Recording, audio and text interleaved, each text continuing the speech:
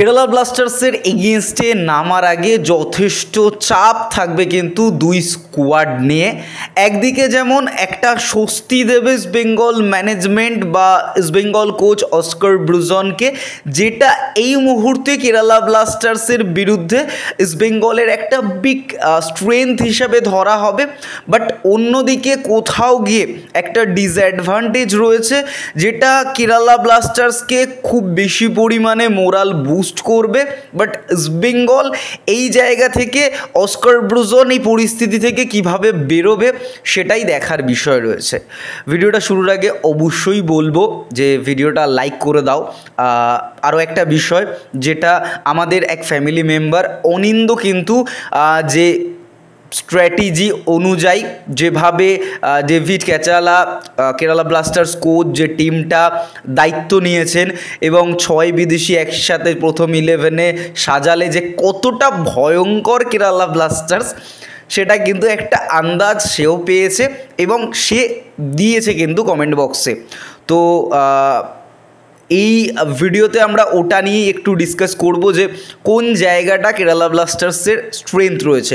দেখো, ডেভিড প্রথম কথা স্পেনের কোচ এবং সেখান থেকে দাঁড়িয়ে 4-2-3-1 এই ফরমেশনেই দল সাজাতে ভালোবাসে এবং তার দলটায় যখন একসাথে কেরালা ব্লাস্টার্সের 6 বিদেশি থাকছে, মানে মারাত্মকভাবে দলটা শক্তিশালী হয়ে উঠছে। এটা কিন্তু নো ডাউট এই মুহূর্তে দেখা যাচ্ছে, কারণ এই দলটায় অ্যাটাকিং ফোর্সটাই কিন্তু অন্যরকম। সেখানে আছে পেপ্রা, সেখানে আছে লুনা, সেখানে আছে জিমিনেস, সেখানে অবশ্যই নোয়া সাদোই রয়েছে। মানে এই 4 বিদেশি ইস্টবেঙ্গলের বিরুদ্ধে ভয়ঙ্কর হয়ে উঠবে। এবং অবশ্যই ইস্টবেঙ্গলের ক্ষেত্রে যেটা প্রথমে বলছিলাম, যেটা কেরালা ব্লাস্টার্সের এগেনস্টে লড়াই করার জন্য লাগবে, সেটা হলো ইস্টবেঙ্গল টিমের ডিফেন্সটাকে অনেক বেশি স্ট্রং। এবার দেখো, হিজাজি মাহের নেই, যেটা লাস্ট কেরালা ব্লাস্টার্সের বিরুদ্ধে হিজাজি মাহের একটা গোল ছিল এবং বিষ্ণুর একটা গোল ছিল, যদিও কেরালার সাথে দুটো লেগে বিষ্ণু গোল করেছিল। বাট কেরালা ব্লাস্টার্সের এগেনস্টে গতকালও আমি বলেছি ইন্ডিভিজুয়াল ব্রিলিয়ান্সি দরকার। এবং ইস্টবেঙ্গলের যে জিনিসটা একটা ফায়দার জায়গা, যে ডিফেন্স স্ট্রং হয়েছে। হিজাজি মাহের না থাকলেও কোথাও গিয়ে প্রভাত লাকড়া রয়েছে, কোথাও গিয়ে নিশু কুমার রয়েছে, রাকিব রয়েছে, আনোয়ার আলী রয়েছে, চুংনুঙ্গা রয়েছে এবং হেক্টর উস্তে। এবং অবশ্যই এই ডিফেন্সকে সামলানোর জন্য ডিফেন্সিভ মিডিও একজন দাঁড় করাতে হবে। এবার আমরা একটা জিনিস লক্ষ্য করেছি, আনোয়ার আলীকে যখন কোচ এই ডিফেন্সিভ মিডিও রোলটা দিয়েছেন, তখন কিন্তু লং বল ডিস্ট্রিবিউশন খুব সুন্দর হয়েছে এবং সেই লং বল ডিস্ট্রিবিউশনের ফলে ফরওয়ার্ডের জন্য বল গেছে, ঠিক আছে, থ্রু পাস বেরিয়েছে দুটো উইংয়ের জন্য, সেখান থেকে বিষ্ণুরা অ্যাডভান্টেজ পেয়েছে বা নন্দা নাওরেমরা অ্যাডভান্টেজ পেয়েছে। বাট সল ক্রেসপো না থাকাটা কিন্তু একটা মারাত্মক ডিসঅ্যাডভান্টেজ। এবার দেখা যাক আনোয়ারকে সেন্টার ব্যাক পজিশনে ইউজ করবে নাকি মোটামুটিভাবে ডিফেন্সিভ মিডিও রোলটায় তাকে দেয়া হবে, কারণ জিকসনের পারফরমেন্স কিন্তু অতীব ভালো নয়।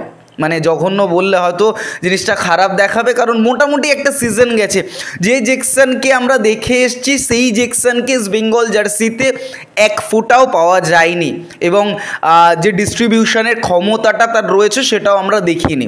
এবার কেরালা ব্লাস্টার যদি 4-2-3-1 ফরমেশনে দল সাজায়, যেটা বলছিলাম আমাদের ফ্যামিলি মেম্বার একজন তিনি অনিন্দ মন্তব্য করেছেন বা কমেন্ট বক্সে জানিয়েছেন, সেখানে দেখা যাচ্ছে সচিন রয়েছে গোলকিপার হিসাবে, সচিন সুরেশ, ডিফেন্সে থাকছে আইভান বা ডোলিং, ড্রিনিক, হারমিপাম রুইভা, সন্দীপ। মানে এছাড়াও আরও এক বিদেশি কিন্তু তাদের রয়েছে সেন্টার ব্যাক অপশানে, বাট খুব সুন্দরভাবে তিনি কিন্তু ডিফেন্সিভ মিডিও রোলটায় খেলতে পারেন।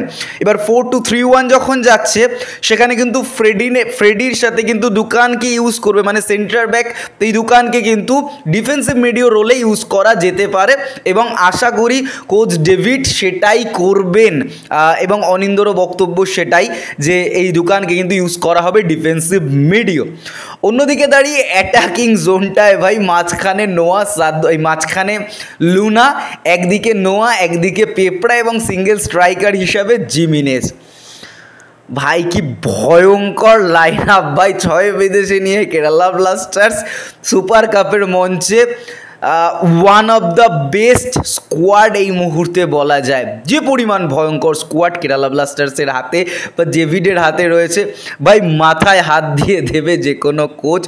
ইস্ট বেঙ্গল কোচ অস্কার ব্রুজনের কাছে অবশ্যই ডবল স্ট্রাইকার আছে, মেসি বাউলি রয়েছে, অবশ্যই ইস্ট বেঙ্গল কোচের আছে ডায়মন্ড টাকস রয়েছে, বাট অ্যাটাকিং মিডিও রোলটা একমাত্র নাওরেম রয়েছে। সল ক্রেসপো যে হোল্ডিং প্লেটা করতো সে নেই। এবার সৌভিককে যদি এখানে খেলানো হয় তাহলে সৌভিক অবশ্যই গেমটাকে মাঝমাঠ থেকে ডিস্ট্রয় করার কাজটা করবে, বাট লুনা নোয়াদের বা পেপরাদের কোথাও একা হাতে সৌভিক আটকাতে পারবে এটা আমার মনে হয় না। সৌভিক জেকসনকে একসাথে দায়িত্ব দিতে হবে। এবার প্রথম একাদশ বা স্ট্র্যাটেজিতে ইন্ডিভিজুয়াল যদি ব্রিলিয়ান্সি থাকে এই ম্যাচটায়, তাহলে ইস্ট বেঙ্গলের জন্য এই ম্যাচটা বেরোচ্ছে।